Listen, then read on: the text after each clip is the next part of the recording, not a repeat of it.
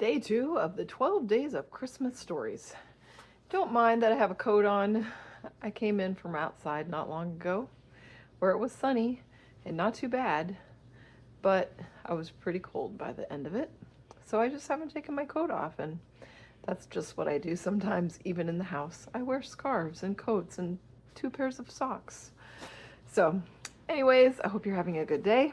Our story for today is "O Come, Let Us Adore Him." On a bone-chilling Christmas Eve, a young woman sat in the crowded bus terminal, alone for the first time in her life. After a young marriage and 3 small children, her husband had left her.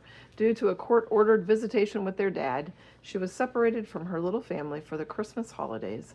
Apprehension flooded her as she looked at the mass of strange faces milling about in the smoke-filled waiting room. She pulled her coat closer to her body and quickly checked around to see that all her belongings were still beside her. She squirmed impatiently on the hard bench and looked at her watch, wishing that they would hurry up and call her departure. She glanced at the other passengers mingling about. No friendly glances met her eyes, and she felt a shudder of loneliness. This trip had already taken her 600 miles from home. The last 400-mile leg of the journey still loomed before her. It was comforting to know that she would be spending Christmas with her sister in Oregon, but that was little compensation for the overwhelming loss that she felt. A little lump rose in her throat, and she fought back tears as she heard her bus announced over the loudspeaker. She shivered as she stepped out into the cold night air, then up into the dimly lit bus. She chose a seat near the front next to the window and settled in. She glanced toward the other passengers boarding the bus, loaded down with packages, bundles of warm clothing, and holiday cheer. She tried to avoid eye contact, not wanting to encourage anyone to take the seat next to her, but it was Christmas Eve and a lot of people were traveling. She knew it was unlikely that she would be left alone and hoped for a seatmate who would not be too nosy or too talkative. She wanted no intrusion on her self-pity. A tall, rather husky man, probably in his early 40s, boarded the bus and cast a quick glance at the empty seat beside her.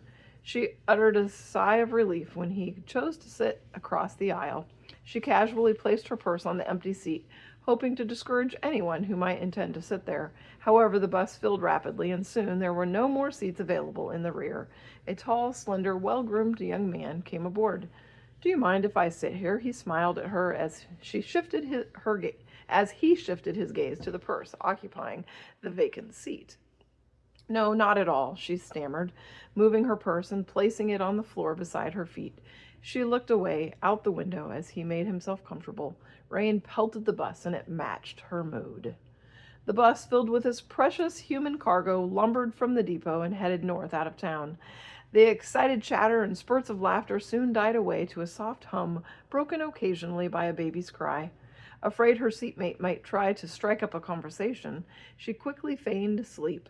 He turned and started talking to the big man across the aisle. "Going home for Christmas?" he asked. "No," replied the other man. "I'm joining my wife and children at the in-laws in Oregon. How about you?" They began to share stories about their lives as the young woman listened in the dark. She learned that the man across the aisle managed a supermarket. As she listened half-heartedly, he told the story of his years as a preacher in a Pentecostal church. Family problems had diverted him from the ministry, but he had retained his faith and love for Jesus and had moved on with his life. The slender young man beside her spoke softly as he contentedly told of his life as a teacher in a Christian elementary school, his love for music, and his plans to enter the priesthood. It wasn't long before they began to pass the time by swapping preacher jokes. She leaned her head against the seat with her eyes closed. She breathed a little prayer of thanks for having been provided with seatmates who appeared to be God-fearing men. As the bus droned on through the California night, her interest picked up as the 2 men became involved in a serious religious discussion, and at times it was all she could do to remain insulated in her own little world. She began to show signs of life as the bus pulled into the first of many small towns they were to stop in that night. As some passengers left and new ones took their places, she reached into her travel bag, searching for some gum or mints. Removing her Bible from its place on top, she placed it carefully in her lap. Even if she didn't seem to have the energy to read it, there was some comfort in knowing that it was there. It seemed at the moment to be all that was left of her life. I see you've got a copy of the good book with you, observed the young man. Yes, she replied with a slight smile. That's great, he said. Then, taking advantage of the opening in the conversation, he asked, Are you traveling far? I'm headed for Eugene, Oregon. My sister and her husband will be meeting me there, she replied. Eugene is a beautiful town. I'm only going as far as Eureka, still there here in California. My folks will meet me there. The bus pulled out of the depot and onto the dark, rain-slicked highway again. It wasn't long before the topic of religion came to the forefront again. The two cheerful Christian men, with their light conversation, began to slowly bring a little warmth into her heart as they spoke about their love for the Lord. During a brief lull in the conversation, the young teacher turned to her and inquired, Are you interested in music? Well, I play the piano and the organ for my enjoyment, and I sing in a church choir, she answered, venturing a smile. How about you? Same here, he replied. Do you know any of the Christmas carols? Do I know Christmas carols? She thought with a smile. After all those nights caroling with her church family during the holidays, she had them all committed to memory. I know quite a few, she modestly admitted. Then why don't we sing? What part do you usually sing? I'm an alto. Good, I'm a tenor. I'll sing the melody. He launched into the beautiful melody of O Holy Night in a clear and pleasing voice. She hesitated for a moment and then quietly joined him. Their voices blended in harmony, and she felt a thrill of joy as the gloom that had encircled her began to lift away. Softly, in order not to disturb the other passengers, they sang one carol after another as the bus sped through the night. The man across the aisle added his deep voice, and gradually, one by one, other passengers joined in the Christmas praise until it seemed the whole bus was singing in unison.